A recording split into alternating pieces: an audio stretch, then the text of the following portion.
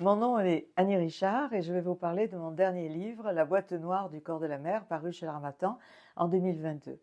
Et voici pour introduire mon propos, La mer, qui est une sculpture de l'artiste grec surréaliste francophone, Gisèle Prassinos, avec qui j'ai eu un parcours d'amitié et de compagnonnage pendant 30 ans à partir d'une spécialisation universitaire sur son œuvre.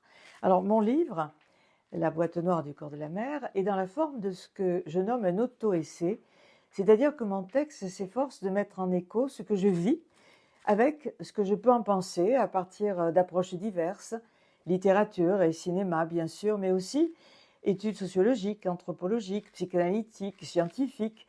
En fait, c'est un chemin de conscience, d'interrogation sur soi et sur les autres, qui relie je et nous par la pensée et les affects, et où l'écriture, le choix des mots, le rythme des phrases a une grande importance.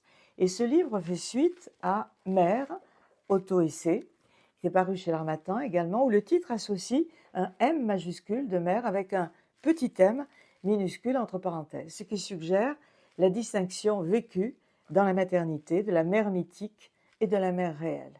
Et la boîte noire du corps de la mère interroge, lui, le corps de la mère comme représentation de la réalité de notre boîte charnelle, celle du début de la vie et celle de sa fin. Et cette question s'est posée à moi avec les derniers mots de ma propre mère. Ils m'ont été adressés comme une intimation. Ouvre la boîte. Et ils exprimaient avec une terrible intensité l'aspiration à s'évader de cette enveloppe où nous naissons et où nous mourons. Cette aspiration humaine, universelle, s'exprimant à partir de ce corps de mère. Et la question qui s'est posée alors porte sur un paradoxe criant.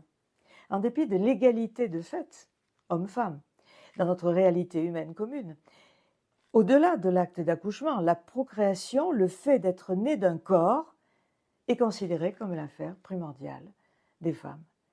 Charger spécifiquement les femmes du corps de notre origine charnelle, n'est-ce pas permettre aux hommes de s'exonérer de l'angoisse viscérale de notre condition corporelle en se sentant libres de se tourner vers toute forme de domination, de sublimation dominatrice, sociétale, politique, créatrice, spirituelle. Eh bien, le livre s'efforce personnellement et collectivement d'y répondre. Et la couverture que je vous montre maintenant y répond à sa manière.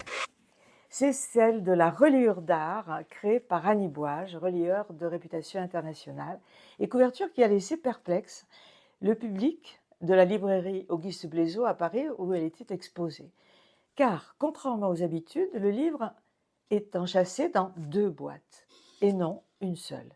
Et ainsi, on n'accède pas tout de suite au corps du livre comme un secret qui nécessite un temps pour l'approcher.